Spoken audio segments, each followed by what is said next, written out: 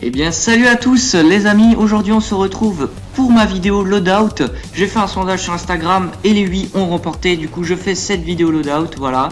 Donc on va commencer la vidéo par la tête. La tête, j'ai une magnifique casquette Adidas, voilà, c'était pas une casquette pour l'airsoft à la base, mais je l'ai utilisée pour l'airsoft car c'est léger, ça protège du soleil et on respire bien de la tête avec une casquette, voilà. J'ai un magnifique Comtac Irmor au prix de 80 €. Il a tendance à un peu baisser les bruits trop facilement, mais il est super. Il augmente bien les bruits, il amplifie bien, il baisse bien, il a une bonne isolation. Le micro peut se coulisser et s'enlever de gauche à droite. C'est super. Je l'ai relié à ma radio UVR5, voilà, qui est juste ici. Donc maintenant nous allons passer au grillage, le grillage qui protège bien la bouche. Je vous conseille vraiment d'acheter un grillage, voilà, parce que prendre une bille dans la bouche ça fait vraiment mal, donc c'est pour ça que j'ai pris un grillage. Des lunettes Swiss Arm avec reflet miroir au prix de 25 €, voilà, c'est vraiment des bonnes lunettes. On passe maintenant au gilet de la marque Eightfield de Taiwan Gun, c'est l'un de mes gilets, donc j'ai pris le moins cher, voilà, 30 € le gilet, avec des poches à moi, une poche Condor porte-radio. Voilà, super poche, pour l'instant j'ai pas eu de problème. Une triple poche M4 qui est avec le gilet, donc Eightfield. On peut mettre 2 chargeurs par poche. Donc sur les 2 premières poches, j'ai mes petits chargeurs AR15. Et la dernière poche, j'ai rien, mais j'utilise des fois pour mettre mon PA, pour avoir plus près de moi. Et sur le gilet, quand j'ai pas envie de prendre ma plaque de cuisse. Après, j'ai une petite admin pouch où je mets tous mes velcro dessus, mais là j'en ai pas. Une petite poche admin ou fourre-tout, on peut tout mettre dedans, des trucs médics, ça peut servir de dump push, mettre des foulards, un gilet jaune, foulard, tout ce que vous voulez. Nous allons passer après à la first line. Donc la first line, ma petite ceinture vraiment cheap que j'ai acheté dans un magasin de vêtements, 5 €, voilà. On n'a même pas besoin d'une ceinture à 100 balles. Relié à une plaque de cuisse avec mon holster poche radio. Je n'ai pas encore assez d'argent pour m'acheter un holster RS rigide, voilà. Et cette petite poche radio, je l'ai reliée à une plaque de cuisse de la marque Cordura. Plaque de cuisse vraiment pratique, ne bouge pas en partie, c'est pour ça que jamais, c'est vraiment utile et ne gêne pas.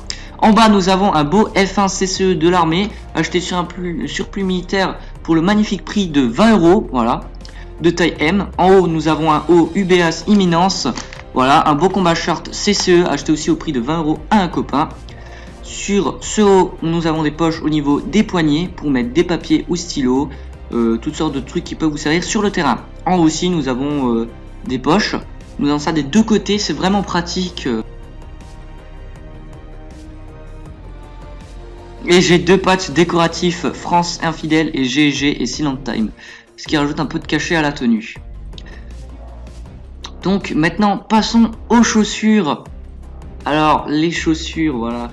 C'est un sujet sensible. Moi, je me suis pas fait chier. J'ai pris des chaussures au supermarché. Voilà, vraiment des chaussures pas chères, 20 €. Ils font le taf. Des bonnes chaussures de marche. Accrochent bien le sol. Maintient un petit peu la cheville. Donc, j'ai pas pris des chaussures trop montantes pour pas me gêner sur le terrain. Donc, ça, c'est vraiment des chaussures pour gambader partout. Ça fait bien le taf. J'ai même pas besoin encore de m'acheter des GTX ou des trucs de ce style.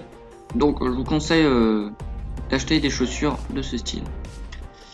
Nous allons passer maintenant aux répliques. Voici ma réplique primaire, donc mon AEG, ma réplique longue, une M4 Combat Machine CM16 G&G, voilà, équipée d'un paint job Cryptek avec un petit maintien au puits de chargement, ce qui permet un bon maintien de la réplique, on peut bien l'utiliser. Une petite poignée tactique Eightfield de Taiwan Gun à 2 €, reliée à un laser, petit laser Miltech, voilà.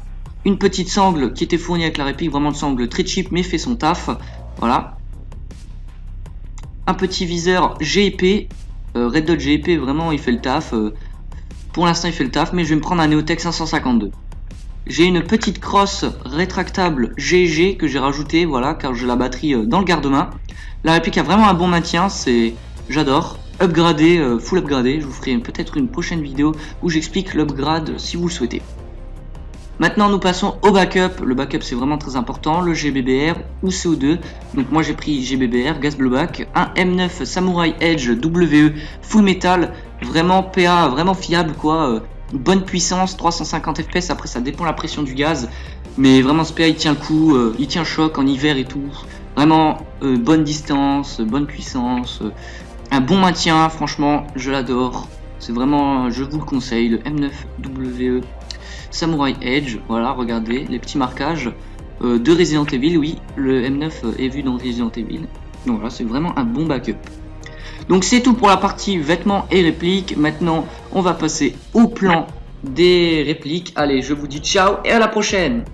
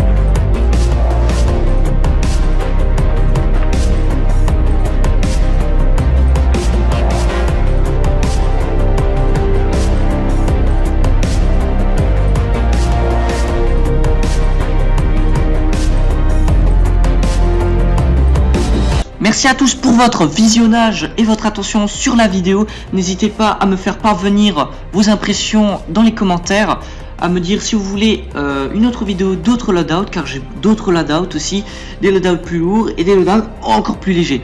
Donc si vous voulez voir d'autres vidéos, n'hésitez pas à me le dire en commentaire, ça me ferait vraiment plaisir. Allez, moi je vous dis à la prochaine, likez la vidéo, abonnez-vous si ça vous dit, et à la prochaine pour de nouvelles vidéos. Allez, ciao les amis.